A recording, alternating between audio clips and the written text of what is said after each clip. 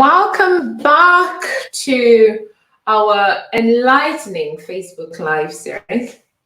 I'm just on my way to the gym, but I really wanted to ensure that we touched base today as the issues we're dealing with are of utmost importance.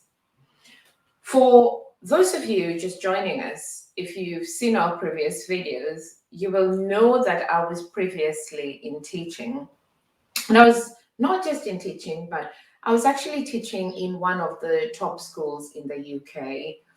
And my mentor one day said to me, Yvonne, you struggle so that others do not. What are you going to do about it? And after a lot of soul searching and actual searching, we landed an Innovate grant and worked with a digital catapult. And we looked around some of the systemic issues that deal with burnout. And with me and my team, we're on a mission to ensure that no teacher has to work evenings and weekends unless they choose to do so. So, welcome. I'm Yvonne, a former teacher and the founder of Green Online Spaces, and we are the Teachers Concierge. We're dedicated to supporting educators and exploring the challenges that they face in the education system. And as we unveil the mysteries of modern school, we hope to find lasting solutions with everyone who is experiencing or who is being impacted by some of the challenges that we're addressing. I mean, everybody in some form or the other is impacted by school. So we hope that you will be able to join with us as we look for some of these solutions. Now, before we dive into our message today, please remember that it's only by you communicating with us can we really know what issues we're dealing with. As much as we carried out some research, things change. And it's also by making sure we talk to as many people as possible that we can have a complete picture and then come together to find the solutions. Now, today, we dive deep into a very crucial topic.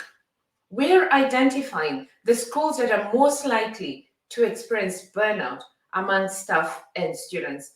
And a lot of this is coming from the comments that you've been making. In the last 3 days, I've had more than 1,000 people reach out to me to talk to me about the things that we're talking about in the previous episodes. Now, in the previous episode, we uncovered burnout. And we looked at the epidemic that our teachers and our school leaders are facing.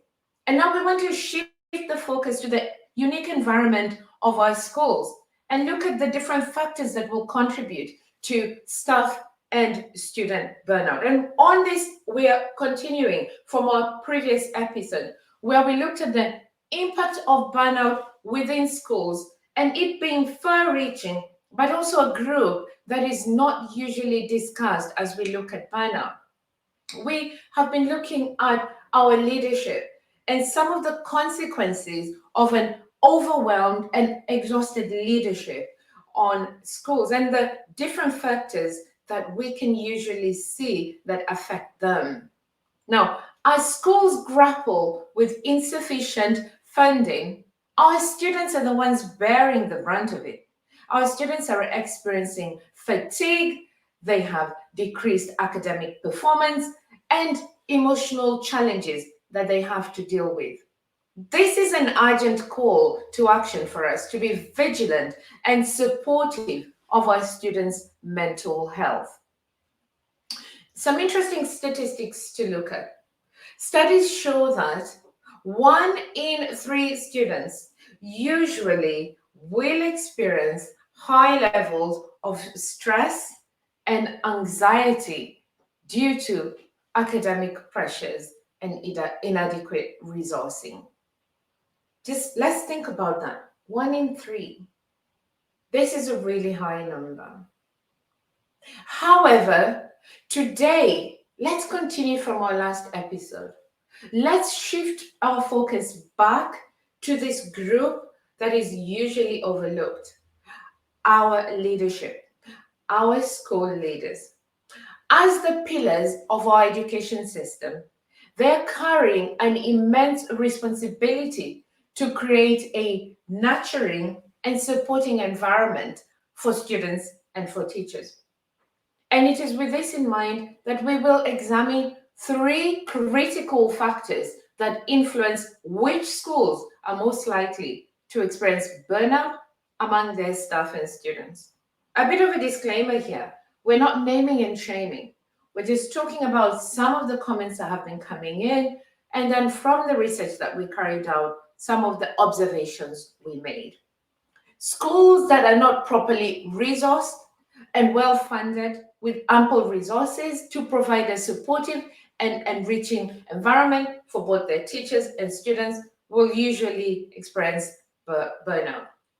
Because if the school is struggling with budget constraints and the lack of resources, it will lead to increased stress and burnout among its leadership, because they are going to be wondering or staying up at night thinking about different things they need to do to keep their school running.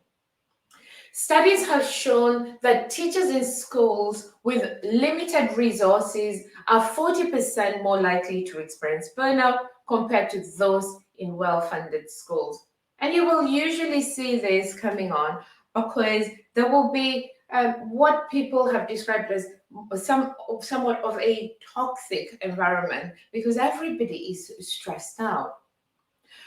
We met Mr. Johnson, and he is one of the leaders we encountered during our research. He was an enthusiastic teacher at a public schools, but unfortunately, the resources were scarce. And he had to improvise with classroom materials and constantly worry that he wouldn't be able to meet the students' needs, and this contributed to his exhaustion and emotional strain. And you could really tell that he loved what he did, but he was just in a really difficult place. The second factor that we need to look at is the leadership in and of itself. The role of leadership cannot be underestimated. A strong and supportive leadership can foster a positive school culture, while ineffective or unsupportive leaders may exacerbate burnout among staff and students. But it's not a finger being pointed at leadership. It's the support that we put in place in selecting and then supporting them while they're on the roll. A study revealed that teachers in schools with strong and empathetic leadership are 30% less likely to experience burnout compared to those with ineffective leaders. But we now need to understand the strain that our leaders can be under, and therefore, hopefully, we can see where some of the challenges with leadership may stem from. So if we can provide the proper resourcing and then support the leaders with different initiatives once they're on the roll, then this is something that we can really manage quite well. We came across a really well-managed, resourced private school, and there was Mrs. Adams. She was fortunate because she had a really supportive principal, and their principal at the school encouraged open communication and also provided a lot of guidance to their staff. This nurturing environment really helped to manage stress within the school, and we could see a really positive learning atmosphere. And we then saw this reflected in the work that she had with the students. And walking along the corridor, you could see it was hard to miss the enthusiasm from the students. The third the third factor and really important one is the school culture. A strong culture will usually have a significant a contribution on well-being of not just the educated, but also the students. A positive and collaborative culture can reduce stress and promote mental well-being. And it's important to recognize where and how such a culture is built.